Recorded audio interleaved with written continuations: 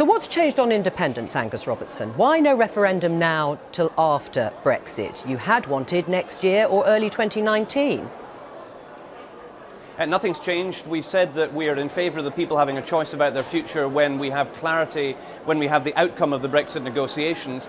And I think it's sometimes lost in the debate that at the end of the negotiation there is supposed to be a period for the approval or rejection of that deal, because of course all 27 other EU member states will have a say in our future, as well as the European Parliament.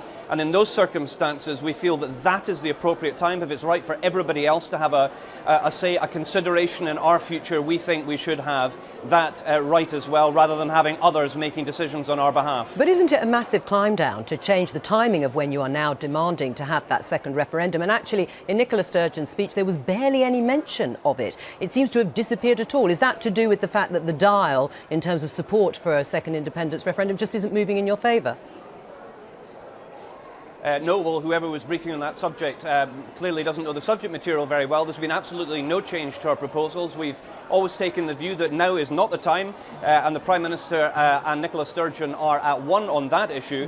What is important is that people have clarity, people understand what the outcome of the Brexit negotiations are likely to be. And increasingly, I think people are right to fear, regardless of whether they voted leave or remain, that we're heading towards the hardest form of most damaging Brexit. And in those circumstances, it would be absolutely right, and not least, of course, because we've already had an election on that in Scotland, where the party that had a manifesto commitment to holding a referendum on the outcome after Brexit negotiations was the SNP, and we won the election on the circumstances of Scotland being taken out of the European Union against our will. So there is already a democratic mandate for that, and the timing has not changed. Right, you're going to invest an extra £118 billion for public services. Where will you get the money from?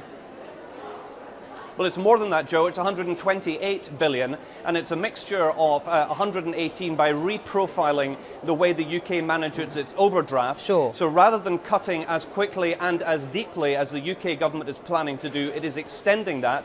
And then there's also a package of tax rises, which includes those on the highest incomes in the UK, seeing their tax going up from 45 pence to 50 pence, and what that would then allow a UK government to do, and the SNP, and this was outlined today in the manifesto launch, we're in favour of spending on health in England rising to match that in Scotland, because we think that would be the best thing for the UK as a whole. So it's a fully costed manifesto. Sure, but how's it actually going to come? But how's it going to come about, Angus Robertson? How are you actually going to introduce a 50 pence rate for high earners across the UK?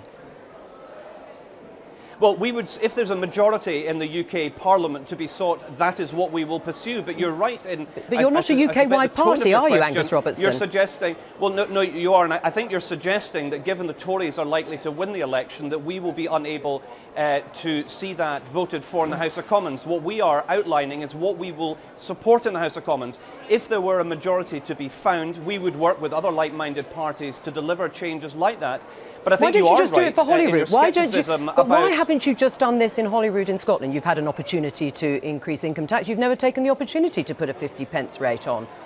Well, on the issue of having a differential higher tax rate, there is a risk of losing high taxpayers to the rest of the UK. You could lead the way, though. If it's done as a UK-wide...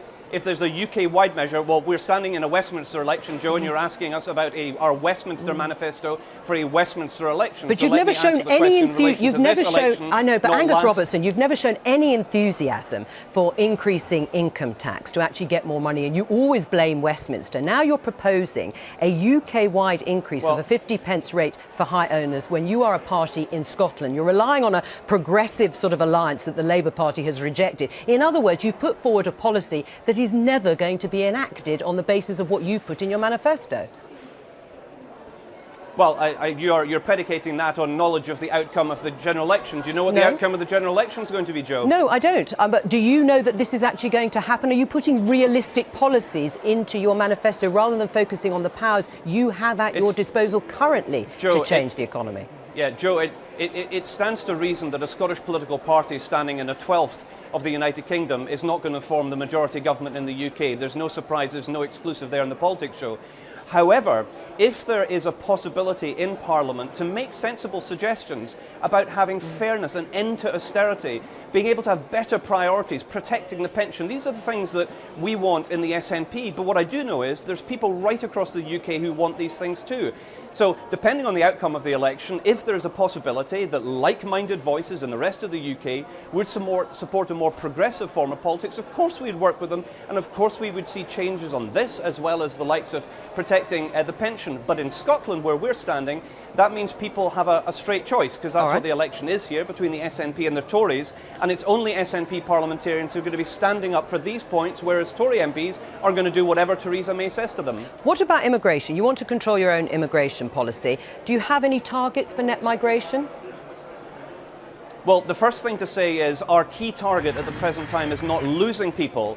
And as we already know, we are losing people back to other EU countries. Now, Scotland's experience is that immigration is hugely beneficial. So in the first instance, what we're wanting to do is make sure that EU nationals have guarantees that they can remain. We want to make sure that further nationalities outside the EU aren't being forced to leave. And unfortunately, that's a very regular occurrence. And then what we want is the Scottish Government and the Scottish Parliament to have the powers to manage immigration in Scotland, so we can guarantee the immigration levels that are right for Scotland, and in the first instance that is not seeing it decline. The next question you might ask, Joe, is that workable? To which the answer is yes, of course it is, because if it's possible between different provinces and regions both in Australia and Canada, it should be possible to do in the UK too. But there needs to be a political willingness, there needs to be a willingness in Westminster to work with the Scottish Government, and I would invite the incoming UK Government to respect the wishes of the electorate in Scotland on this and other issues and work with us to try and deliver better policies. Angus Robertson, thank you.